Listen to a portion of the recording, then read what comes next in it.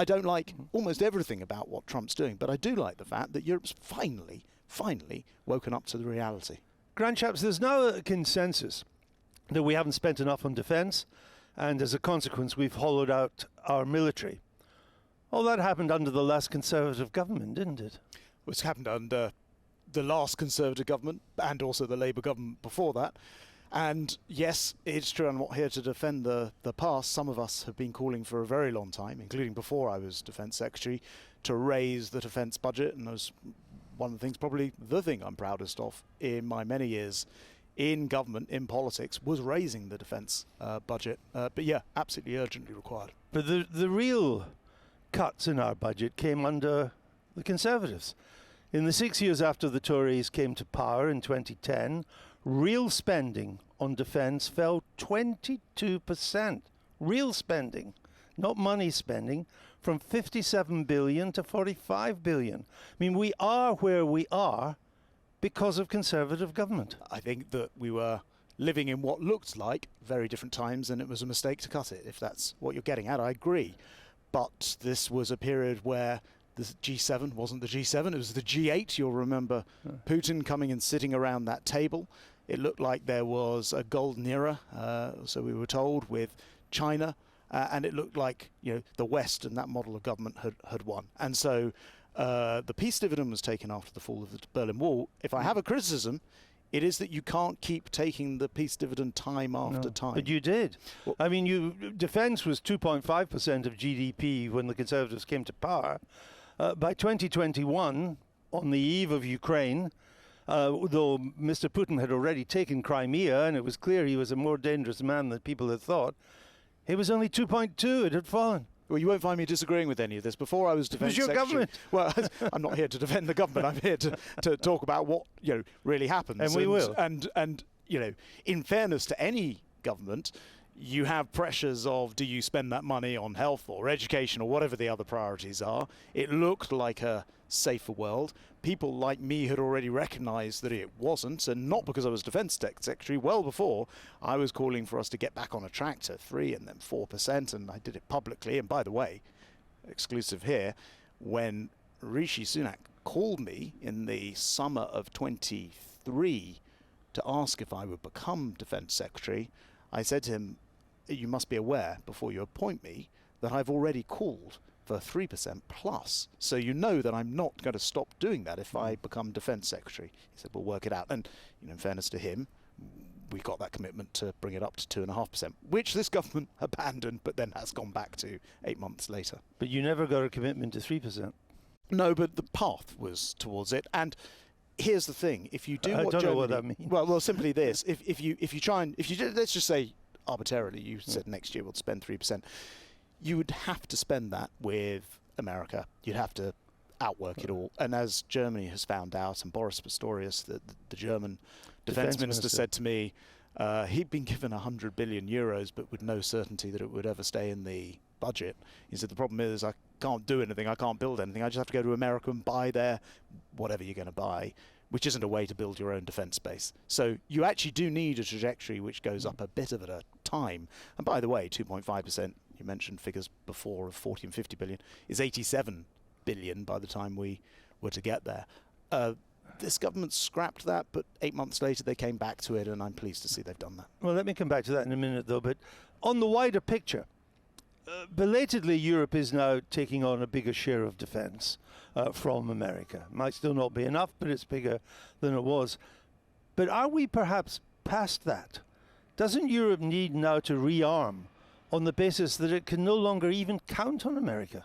I made a yes is the answer, and I made a speech, you may remember, beginning of 24 at Lancaster House just down the road in London, where I said we've moved from a post-war era to a pre-war era, not because we're about to go to war, but because we need to rearm, exactly as you describe it. And you know, at the time there was a lot of debate about it, but I think what has happened since, particularly with the Trump White House, has proven that absolutely true and correct, and belatedly European leaders are waking up to that. And by the way, actually connecting your first question and this one, yes, our defence spending hasn't been enough in the UK, but we're still the biggest defence spender outside of America in NATO. And so actually a lot of the concern is getting the Europeans to spend more. Not as a share of GDP. Yeah, Italy, 1.3%. Yeah. 1.3%. Poland, 4.7%. Yes, they're on the front line and of a smaller economy, so still a smaller amount overall. But yes, that's right. They are leading the way in terms of GDP percentage, but too many countries don't spend even the two, let alone the 2.5. Spain, Italy, classic examples of that. But so when Joe Biden says, as he told the BBC earlier this week, he's worried that Europe will, quote, lose confidence in the certainty of America, I mean, he's right. Correct. We are. Correct. And every president, Biden, before Trump, and going back before that, if you spoke to, Obama, which I did at the time, they were all saying to us, you guys in Europe need to pay more. And if you think about it this way, why the heck should American taxpayers be spending money not to defend their own continent, but to defend a continent 3,000 miles away? And, it was about time we woke up to this. I don't like almost everything about what Trump's doing, but I do like the fact that Europe's finally woken up to the reality. But we seem to come back to what I was saying, is that we're not just in a world where we need to do more and maybe America does a bit less. We seem to be now in a world where maybe we've lost America. I mean, you've described Mr. Trump as, quote, a swaggering bully who's choosing tyranny over democracy. He's in cahoots with Mr. Putin. Now, that suggests, I would say, that you think Mr. Trump's effectively, he doesn't mind. Maybe he wants Mr. Putin to win in Ukraine. Well, he's literally said, hasn't he, that the dictator in this is the country that's been invaded, and Zelensky. He's literally said that he would welcome Russia bombing NATO countries who don't pay their way. Now, this is all quite extreme, very extreme language. I get the point he's making. I don't think that's the right way for the leader of the free world to behave. And I don't think there are enough elected leaders who are prepared to say it and call it out. And there's one benefit of being unelected. Currently, it is being able to tell the honest truth, which is this is no way to treat your allies. If America effectively abandons Ukraine, and we haven't got a peace deal, might have a ceasefire of sorts, so even that's pretty doubtful. But if America abandons Ukraine, given everything you've said, is Europe in any state yet to fill the gap? No, but I think that Ukraine are resourceful enough that with assistance, they can do things that asymmetrically give them the advantage, by which I mean when you go there and you see the way that they have creatively worked out in a shed how to create, for example, munitions that will take down Russian drones, or again asymmetrically but in an advantageous way to the Ukrainians, the Mugura 5, which is a drone that goes on the water and has been sank the Russian Black Sea fleet. These were things which cost hundreds of thousands, sinking things which cost millions, in some cases tens of millions or even hundreds. And so I think the Ukrainians' resourcefulness will enable them to continue the fight. But what a tragedy that the country that presents itself as the leader of the free world is confused about who the dictator is and who's been invaded. Let's come back to this issue of defense spending, because without doing it, it's just talk. So the government, the Labour government, is kind of proud that it's raising defense spending to 2.5%, something it didn't commit to in opposition but has belatedly done in power. It talks vaguely about 3% in the next parliament, but that's as close as we can narrow them down to. Many experts, military and otherwise, they think that for Britain, given everything we've been talking about, 3.5% is the bare minimum. What do you think? Yes, that's right. I actually agree with that. But I think there's a subtlety to this that we also need to work with others. About a month or two ago, there was a lot of fuss about whether the Germans, for example, would ask the French and the British to provide a nuclear umbrella for them. We already provide that nuclear umbrella part of NATO. Germany, exactly, because we dedicate our entire nuclear arsenal, the Trident system, to protecting other NATO members under Article 5. The French do not They keep their nuclear system, which is independent to themselves.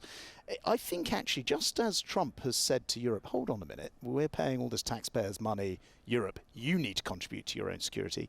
It wouldn't be wrong for the United Kingdom to say to our European allies, we're providing this nuclear umbrella. We ask for nothing in return. What you need to do, therefore, is provide more of, and that might be troops, as Poland are doing, or conventional weapons. As Germany should be doing. Absolutely. Absolutely. And so I do think that we should also be, and most people, actually when the media were covering that story, they didn't even realise that Britain already provides this cover, and we're sort of, just very kindly doing this at the expense of our taxpayers without asking anybody to contribute. On the broader picture, aren't there echoes now, 80 years after VE Day, echoes of the 1930s, the rise of the autocrats in alliance, Russia, China, Iran, North Korea, weak democracies, struggling to keep their alliances together, spend enough on defense? We don't just need to rearm, do we? Don't we need to revive existing alliances, with or without America, and establish new ones? Yes, absolutely right. Generations forget. We're just seeing the very last of those war heroes. One died this week at 104. And I think once that first-person testimony passes on, it becomes harder and harder to keep that consensus in place. So I think you're absolutely right. My only caution is history never repeats exactly as it did the first time. So when people say we're living in the 19th, I don't think that's quite right. No, I just said echoes. Echoes. I think that is true. And actually, interestingly, in electoral terms, we're also already seeing the opposite. Canada, a very good example with Carney being elected unexpectedly because, 3-4 months ago, it looked like that election was headed in exactly the opposite direction. By the way, precisely the argument I used to Rishi Sunak on the day that he called the election in Britain 7 months ahead of time is you just don't know what's going to happen in time. So don't call the election today. He'd already gone to see the King. But Australia as well, where Albanese has come back in, perhaps unexpectedly. We're seeing a action and reaction. Europe, as a continent, needs to get its act together. And it seems that for all of the sort of EU and cooperation that's supposed to be there and what have you, too much of the time what it does is leads to the lowest common denominator rather than something which is really ambitious. So I would spend more time focusing on things like the Joint Expeditionary Force, JEF. The JEF, which is there's a dozen countries led by Britain in the military. That is a European force. European force. It contains mostly EU countries and a couple that aren't. And less on trying to build EU institutions that will somehow because they will always be lowest common denominator institutions. If we really want to protect Europe, this is where Britain could take an extraordinary lead, and we should do. But I fear that this particular government doesn't have it in its DNA. The way that they've handed away, not just given away the Chagos Islands, but paid to give them away, shows they don't really understand defence and security in the first place.